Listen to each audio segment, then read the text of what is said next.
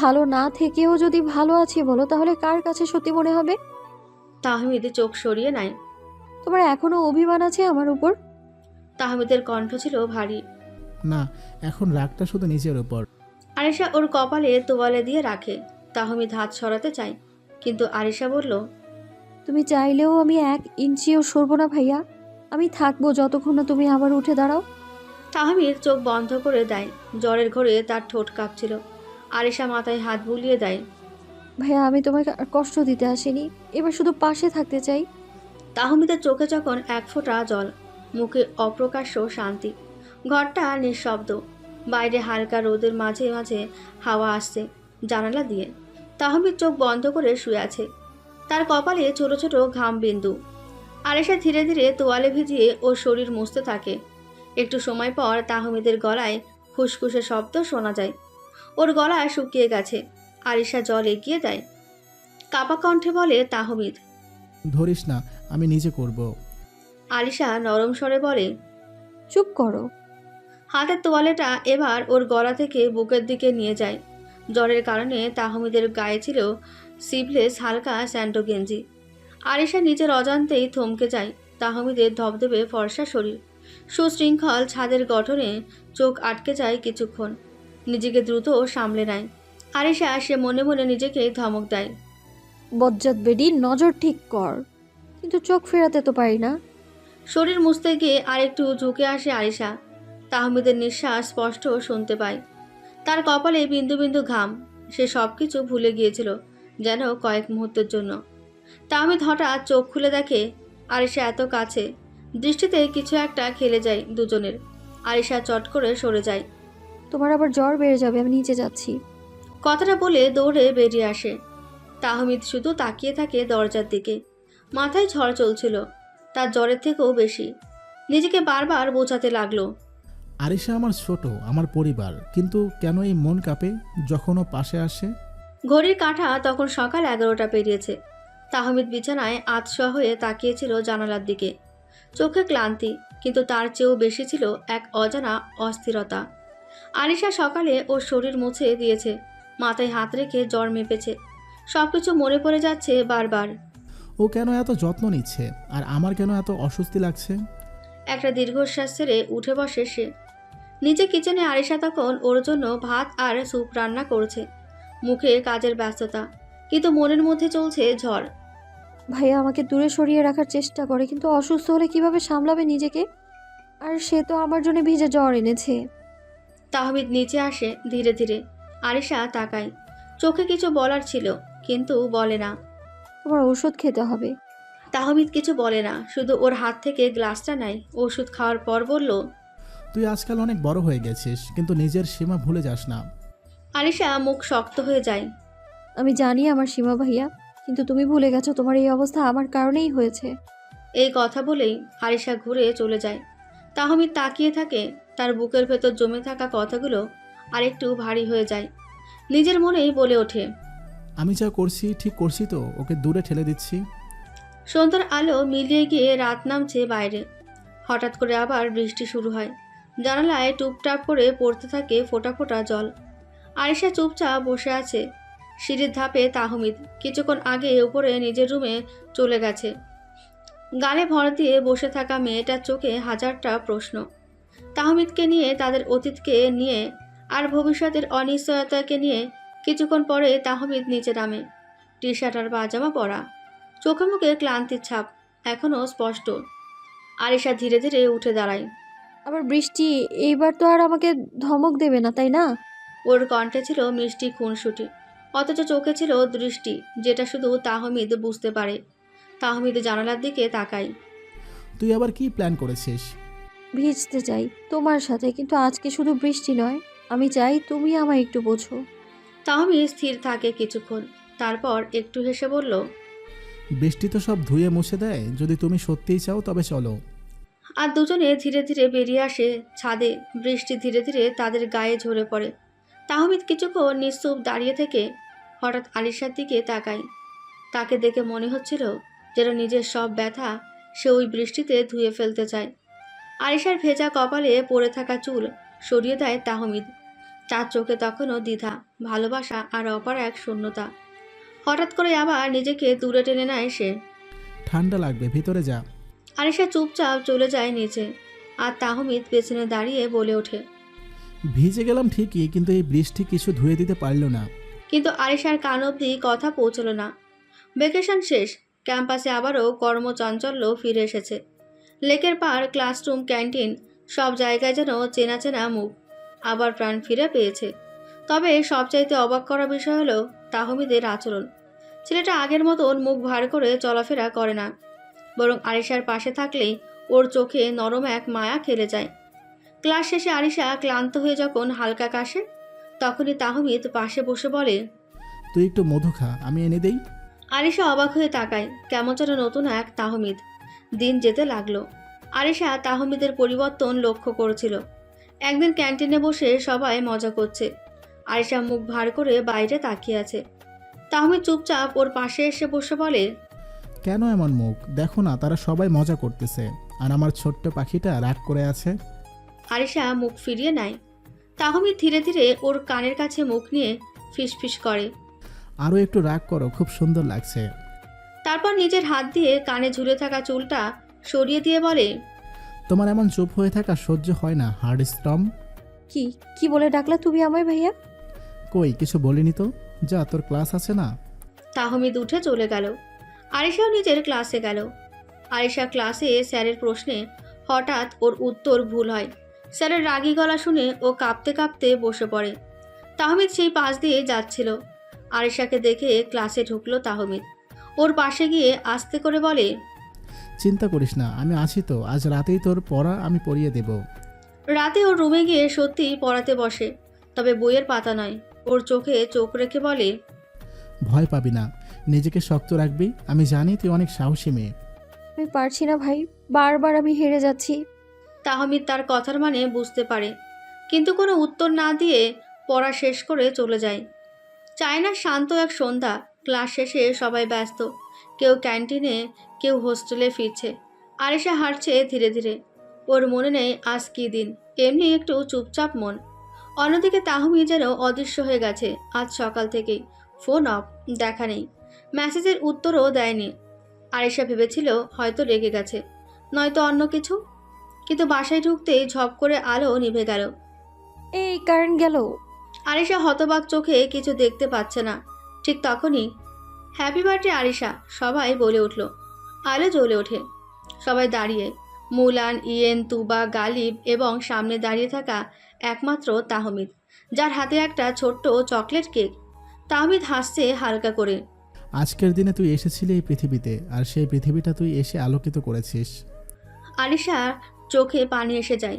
এতগুলো বছর কেউ ওর জন্মদিন এভাবে পালন করেনি। কেক কাটে, সবাই হই হুল্লোড় করে, মুলান গান গায়, ইয়েন বাজনা তোলে, কিন্তু তাহমিদ চুপচাপ শুধু তাকিয়ে থাকে ওর দিকে।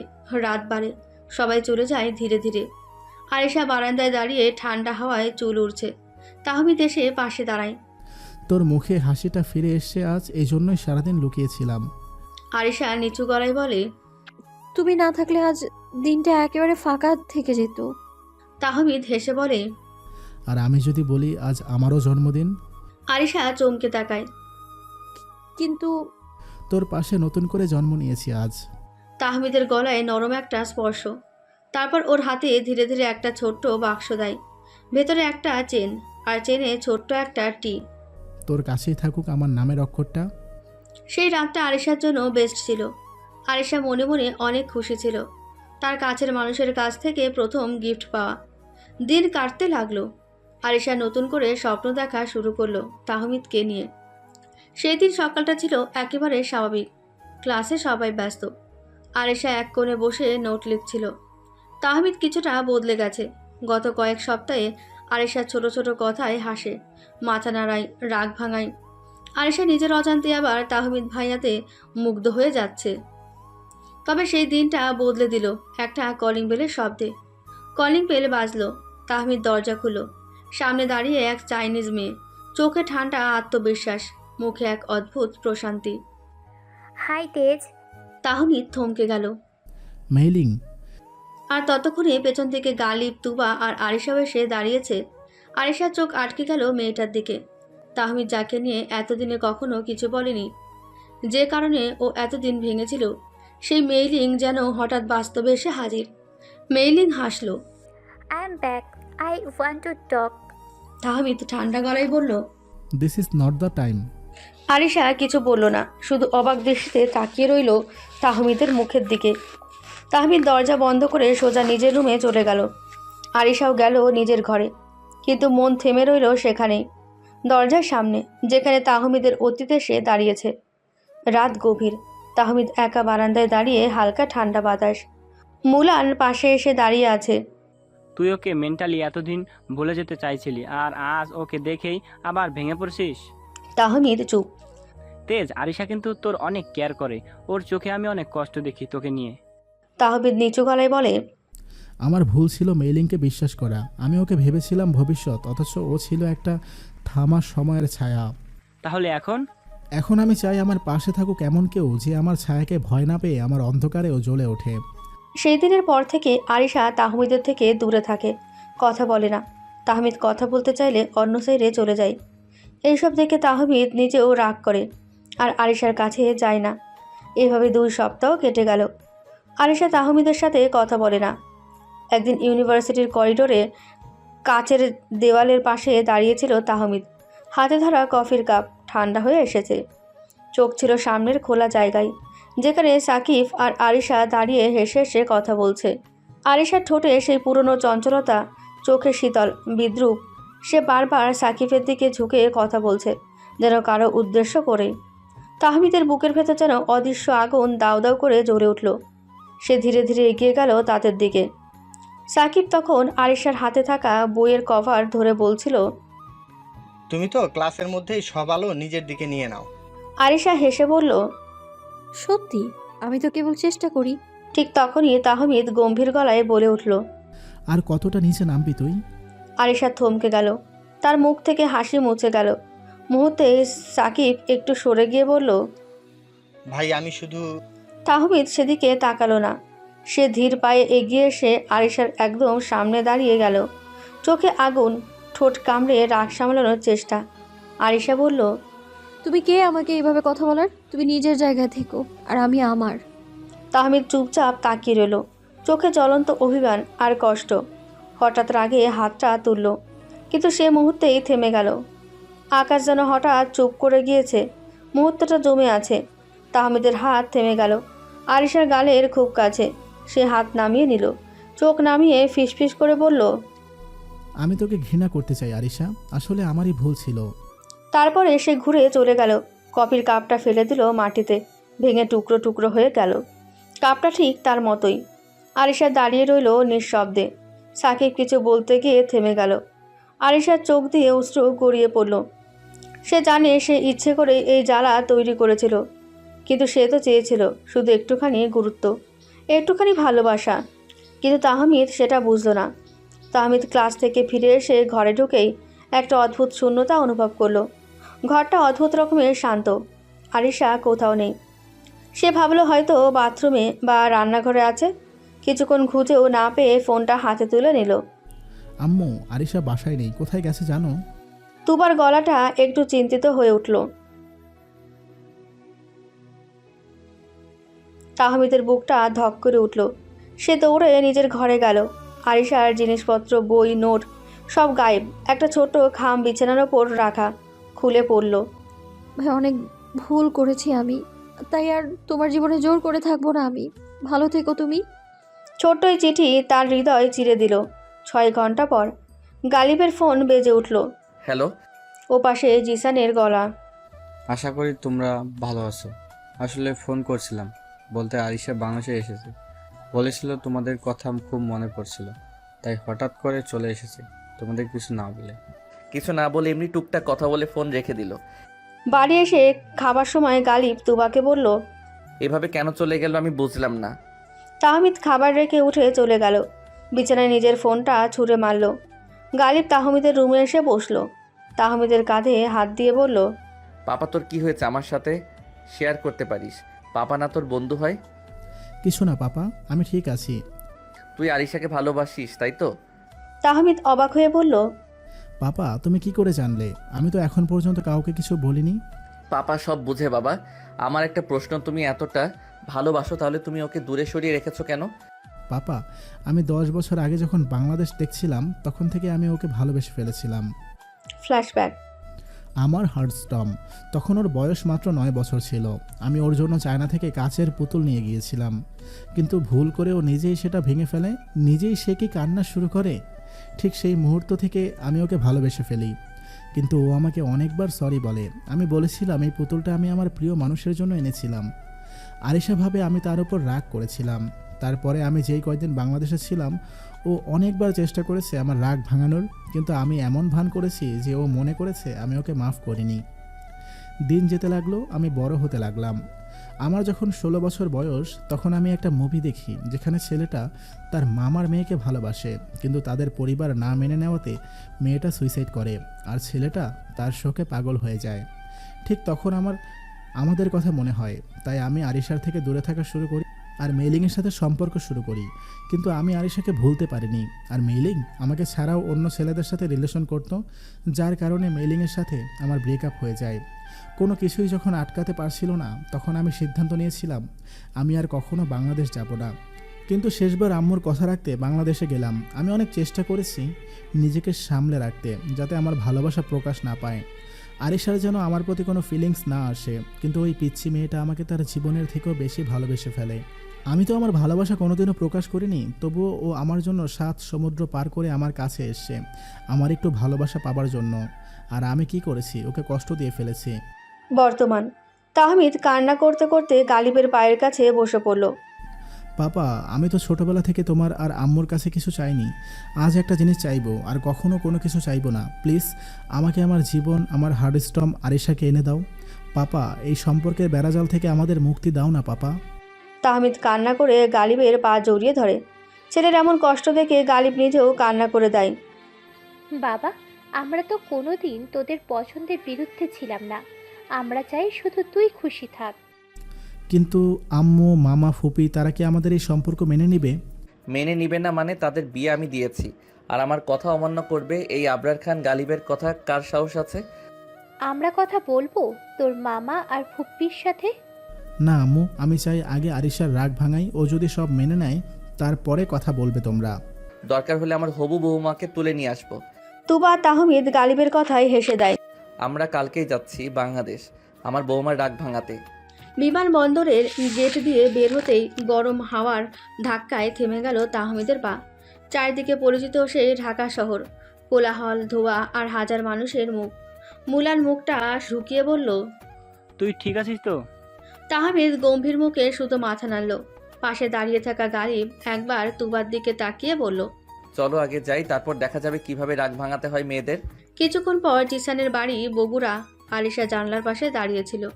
হঠাৎ বাইরে গাড়ির শব্দে চমকে উঠল। পর্দা সরিয়ে দেখল তাহমিদ, তার পাশে মুলান, ইয়েন আর ফুপি মামা। চোখ দুটো জলজলে হয়ে উঠল, কিন্তু মুখ শক্ত করে নিল। জিসান দরজা খুলতেই তাহমিদ ঢুকে পড়ল। কাউকে কিছু না বলে সোজা গিয়ে দাঁড়ালো আরিশার সামনে।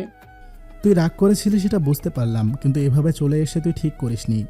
আরিশা চোখ নামিয়ে বলল, আপনি বুঝতে পারেননি বলেই তো চলে এসেছি তাহমিদ ভাইয়া। তাহমিদ চোয়াল শক্ত করল। আর তুই সেই তুমি আপনি করতে শিখলি কবে থেকে? আরিশা মুখ ফিরিয়ে নিল। তুমি তো অনেক কিছু শিখিয়ে দিয়েছো। চারপাশে এক মুহূর্তে নীরবতা। তুবা তখন আরিশার পাশে এসে দাঁড়িয়ে বলল, মা, একটুখানি হলেও কথা বলো। তাহমিদের সঙ্গে সে খুব কষ্ট পেয়েছে। আরিশা গলা চেপে বলল। ফুপি এখন আমার কষ্টটা অনেক বেশি। তাহমিদ দাঁড়িয়ে দাঁড়িয়ে দেখল আরিশার ভাঙা চোখ, ফ্যাকাশে মুখ, তবুও নিজের সেই রাগটাকে চেপে ধরে রাখল। তুই যা চাস আমি সব করব, শুধু একবার মুখ ফিরিয়ে তাকা। সন্ধ্যার ম্লান আলো ঘর জুড়ে ছড়িয়েছিল। বাইরে ঝিরিঝিরি বাতাস বইছে, কিন্তু ঘরের ভেতর যেন সময় থমকে আছে। তাহমিদ চুপচাপ দাঁড়িয়ে আরিশার দিকে তাকিয়েছিল। মেয়েটা চোখ নামিয়ে বসে আছে সোফায়, তার হাতে একটা বই, কিন্তু চোখ যাচ্ছে না পাতায়। তুই জানিস না তুই চলে যাওয়ার পর আমি কেমন ছিলাম। তাহমিদের কণ্ঠটা কাঁপছিল, কিন্তু সে নিজেকে শক্ত রাখল। আরিশা বইয়ের পাতা উল্টে বলল, জানার দরকারও নেই। তুই যে আমার জীবন সেটা তুই বুঝিসনি কোনোদিন। জীবনে শুধু দাবি দিয়ে ভালোবাসা চলে না তাহমিদ ভাইয়া। আরিশা আবার সেই ভাইয়া ডাকটা ছুঁড়ে মারলো যেন। তাহমিদ এবার কাছে গিয়ে দাঁড়ালো। তুই প্লিজ কথা শোন, আমি এখন এমন কিছু করব না যা তোর মনে কষ্ট দেয়। আমি তোকে সময় দিতে এসেছি, ভালোবাসা দিয়ে বোঝাতে এসেছি। আরিশা বইটা বন্ধ করলো, এবার চোখ তুলে বলল, আপনার ভালোবাসা আমাকে কষ্ট দিয়েছে, তাই এখন আপনার কথা শোনার মতো শক্তি আমার নেই। তার চোখে তখন ঠান্ডা বরফের মতন অভিমান। তাহমিদ হতাশ হয়ে পেছনে ঘুরে দাঁড়ালো। তুবা চুপচাপ রান্নাঘর থেকে দেখে যাচ্ছিল ছেলেটার চেষ্টা, মেয়েটার ব্যথা। সে গালিবকে বলল, আমার মনে হয় সময় দিতে হবে। ওদের দুজনেই জ্বলছে ভিতরে ভিতরে, শুধু এখন কেউ কাউকে ছুঁতে পারছে না। গালিব মাথা নেড়ে বলল, তাহমিদ সহজে হার মানার ছেলে না, সময়টা দাও, সেই ঠিক করবে সব। রাত 2:17। সবাই ঘুমিয়ে, কিন্তু তাহমিদ তার চোখে ঘুম নেই, শুধু হাজারো ভাবনা, একটা হারিয়ে যাওয়া সম্পর্ক, আর একগুঁয়ে একটা মেয়ে যে আজও তার হৃদয়ে আগুন হয়ে জ্বলছে। সে নিঃশব্দে ব্যাগ থেকে গিটারটা বের করলো, একটা চেয়ারে বসে জানালার দিকে তাকিয়ে চোখ বন্ধ করলো। সেদিকে তাকিয়ে থাকা মানে আরিশার মুখ দেখা, যেটা সে যতই না চায় ততই ভেসে ওঠে। তাহমিদের আঙুল ধীরে ধীরে গিটারের তারে নেমে এলো। সে গাইল, তুই হারিয়ে গেলি দূরেরই পথে, তবুও বসে আছি আজও নীরবে। ভুলের ভিড়ে যদি মুছে যাস তুই, জানিস না রে আমার দম তো তুই। চোখের ভাষায় লুকানো প্রেম, তুই না বুঝলি সেই সবে মাত্রেম। একবার ফিরে আয়, একবার শোন, এই পাগল মন তোরই জন্য জলে প্রতিক্ষণ। বৃষ্টির ছিটে জানালায় পড়ে ঠান্ডা বাতাসের সাথে তাহমিদের গলার কম্পন যেন পুরো বাড়ি জুড়ে ছড়িয়ে যায়। তবে সে জানে তার গান কারো ঘুম ভাঙাতে পেরেছে। আরিশা বিছানায় শুয়ে, আরিশার চোখ খোলা, বুকের মধ্যে কেমন একটা অস্থিরতা, সেই গলা, সেই সুর, সেই আবেগ। কিন্তু সে জানে এই ভালোবাসাকে সহজে ক্ষমা করে দিলে তাহমিদ কখনো বুঝবে না তার কষ্ট। তবুও তার ঠোঁট ফিসফিস করে বলে ওঠে, এতটা ভালোবাসো আমায়, তাহলে সেটা এতদিন প্রকাশ করনি কেন? রাত 2:40। আকাশে মেঘ, ঠান্ডা বাতাস আর একলা একটা ছাদ। আরিশার বুকের ভেতরে ধকধক করছে। জানালার পর্দা সরিয়ে যখন দেখলো তাহমিদ নিচে বসে গিটার বাজিয়ে গান গাইছে, তখন কি আর নিজেকে ধরে রাখা যায়? পা টিপে টিপে ছাদে উঠে এলো। সে গেট খুলে কাপা হাতে ধীরে ধীরে ছাদের এক পাশে এসে দাঁড়ালো। আলো অন্ধকারে ছায়া হয়ে দাঁড়িয়ে সে তাকিয়ে রইল নিচের দিকে। তাহমিদের সেই সুর, সেই গলা, সেই যন্ত্রণা মিশ্রিত ভালোবাসা ছড়িয়ে পড়েছিল চারপাশে। তুই ফিরলে হয়তো আমি আবার বাঁচব, তুই না থাকলে জানি ধ্বংস হয়ে যাব। হঠাৎ তাহমিদের মাথা উঁচু হলো, যেন বুকের মধ্যে কাঁপন উঠে তার। আরিশা, চোখে মুখে চমকে উঠলেও কিছুই বলল না সে, শুধু গিটারের তারে আঙুল বুলিয়ে গেয়ে গেল। তুই শুনছিস জানি, তুই তাকিয়ে আছিস, ভালোবাসা কি হারিয়ে যায় বল? একবার যদি এসে বলিস এই পাগল ছেলেটা এখনো তোরই হলো। আরিশার চোখ দুটো চিকচিক করছে, ঠোঁট কাঁপছে, মুখে কোনো কথা নেই, কিন্তু চোখে সেই অনুভব। তাহমিদ নিচে উঠে এলেও আরিশা ছাদের প্রান্ত থেকে সরে না। সে মুখ ঘুরিয়ে ফেলল। তাহমিদ ধীরে ধীরে ছাদে এসে বলল, আরিশা, তুই কি কখনো জানতি আমার সব গান শুধু তোকে নিয়েই? আরিশা নীরব। তাহমিদ আরেক ধাপ এগিয়ে বলল, এই দূরত্ব, এই রাগ আমি সহ্য করব, তবুও তুই আমাকে একটাবার চোখ তুলে দেখ। তাহমিদ ধীরে ধীরে হাত বাড়িয়ে বলল, চল সব ভুলে আবার শুরু করি। তাহমিদের বাড়ানো হাতটা আরিশা কয়েক সেকেন্ড দেখে সরিয়ে নেয়। সে চুপচাপ পিছিয়ে গিয়ে ছাদের রেলিংয়ে দাঁড়িয়ে পড়ে, ঠোঁট কাঁপছে তার, চোখ দুটো লাল। তুমি চেয়েছিলে না আমি তোমার জীবন থেকে চলে যাই? আমি গেছি। তুমি চেয়েছিলে না আমি আর কিছু না বলি? আমি কিচ্ছু বলিনি। তুমি থাপ্পড় মারতে চাইলে, আমি কিচ্ছু বলিনি। এখন হঠাৎ এসে গিটার বাজিয়ে গান গেয়ে বলছো চল সব ভুলে শুরু করি আবার। তাহমিদ নিশ্চুপ। আমি ভুল করেছি মানি, কিন্তু তুই কি করে ভাবলি আমি তোকে ছেড়ে থাকতে পারবো? ভালোবাসা কি এত সস্তা তাহমিদ খান তেজ? তুমি ঠেকাতে পারতে আমাকে, কিছু একটা বলতে পারতে, কিন্তু তুমি চুপ ছিলে। তুমি কি জানো আমি কত রাত কাঁদতাম? তুমি কি জানো আমি কেন বাংলাদেশে ফিরে এসেছি? তাহমিদ পেছন থেকে এসে তাকে থামিয়ে দেয়, ধরা গলায় বলল, জানি না, কিন্তু জানতে চাই আর বুঝতে চাই। তোকে ছাড়া আমি কিছু না, আর তুই আমার শেষ ঠিকানা। আরিশা মুখ ঘুরিয়ে বলল, ভালোবাসা মানেই কি ফিরে এলেই সব ঠিক হয়ে যায়? তাহমিদ কষ্টে হেসে বলল, ভালোবাসা মানে তুই যা ইচ্ছে কর, আমি তাও তোর জন্যই সব সয়ে যাব। আরিশা কিছু বলল না।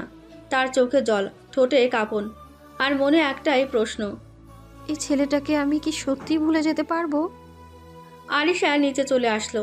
তাহমিদ সারাটা রাতে ছাদে কাটিয়ে দিল। তার মনে এখন একটাই চাওয়া, কিভাবে আরিশাকে ফিরে পাবে।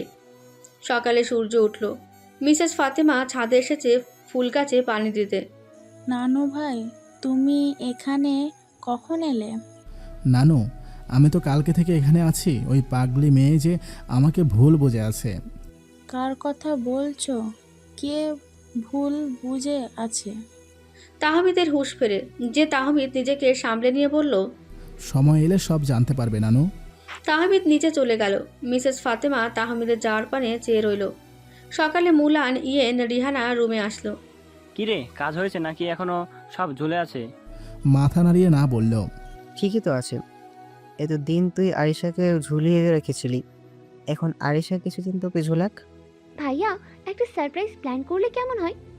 রিহানা, তাহমিদ, মুলান, ইয়েনকে সাথে নিয়ে বুদ্ধি দিল। রাত তখন 11টা ছুঁই ছুঁই। পুরো বাড়ি নিস্তব্ধ। তবে ছাদে একটা ছোট্ট ফেয়ারি লাইটের ঝিকিমিকি আলো, মাঝখানে একটা টেবিল, মোমবাতির আলোয় সাজানো দুটো কাপ কফি, একটা ছোট কেক, আর পাশে রাখা আরিশার প্রিয় হেডফোন।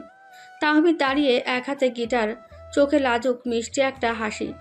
সে অপেক্ষা করছে তার হার্ট স্টপ এর জন্য। আরিশা ঘুমাতে যাচ্ছিল, তখন রিহানা এসে বলল, তাহমিদ ভাইয়া তোমাকে ছাদে যেতে বলেছে, খুব দরকার। আমার ঘুম পাচ্ছে, ঘুমাবো আমি। এখন দূরে ঠেলে দিচ্ছিস, ভালো কথা, পরে আবার নিজে কান্না করিস না যেন। আরিশা উঠে গেল। অনিচ্ছা নিয়ে ছাদে গিয়ে থমকে গেল। তাহমিদ গাইতে লাগলো গিটার হাতে। তুই যদি না থাকিস পাশে, এই মনটা শুধু ভাঙে।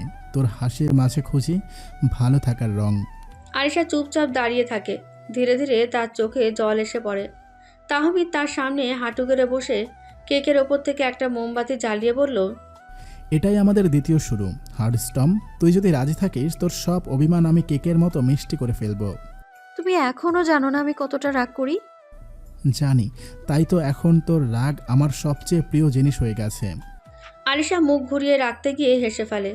তাহমিদ ধীরে তার হাত ধরে। চল, আজ না হয় রাগটা আমায় গিফট দে, আমি সেটাও ভালোবাসা দিয়ে সাজিয়ে রাখবো।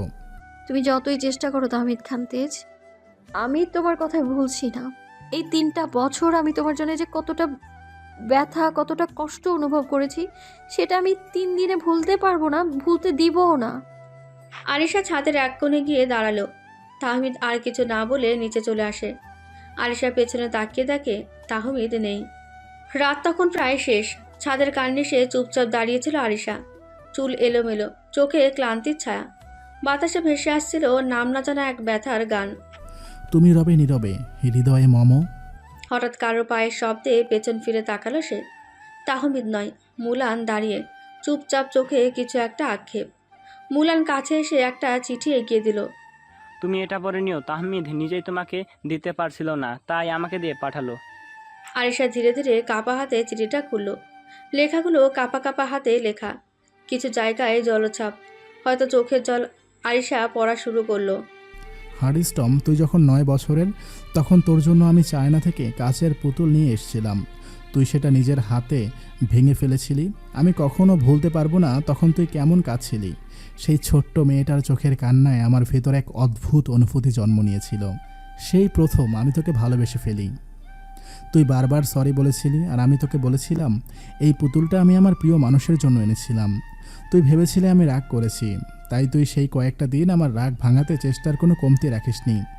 কিন্তু আমি এমনভাবে দূরে ছিলাম যেন কিছুই হয়নি। তুই বুঝতেই পারিসনি আমি তোকে কতটা ভালোবেসে ফেলেছি। তারপর আমি বড় হতে লাগলাম। যখন আমার বয়স 16, আমি একটা মুভি দেখলাম যেখানে ছেলেটা তার মামার মেয়েকে ভালোবাসে, কিন্তু পরিবার মেনে না নেওয়ায় মেয়েটা আত্মহত্যা করে। সেই দৃশ্য দেখে আমার কাঁপুনি ধরে যায়। হঠাৎ আমি আমাদের কথা মনে করি, আর আমি ভয় পেয়ে যাই। ভয় পাই এই ভালোবাসার শেষটাও যদি এরকম হয়। আমি দূরে সরে গেলাম, তোর থেকে অনেক দূরে। মেইলিং নামে একটা মেয়ের সাথে সম্পর্ক শুরু করলাম। ভাবলাম ভুলে যাব তোকে, কিন্তু বিশ্বাস কর, পারলাম না তোকে ভুলতে। না পারলাম নতুন কাউকে ভালোবাসতে। মেইলিং আমাকে ঠকিয়েছে, অন্য ছেলেদের সঙ্গে ঘুরেছে, রিলেশনে গেছে, তাই আমি ওর সাথে ব্রেকআপ করে নেই। আর তারপর থেকে তোর প্রতি আমি আরও দুর্বল হয়ে যাই। শেষে ভেবেছিলাম আর কখনো বাংলাদেশে যাব না, তোকে আর চোখের সামনে দেখব না। তবুও শেষবার আম্মুর কথা রাখতে দেশে গেলাম। নিজেকে ধরে রাখার অনেক চেষ্টা করেছিলাম, কিন্তু পারছিলাম না। অনেক কষ্ট হচ্ছিল জানিস।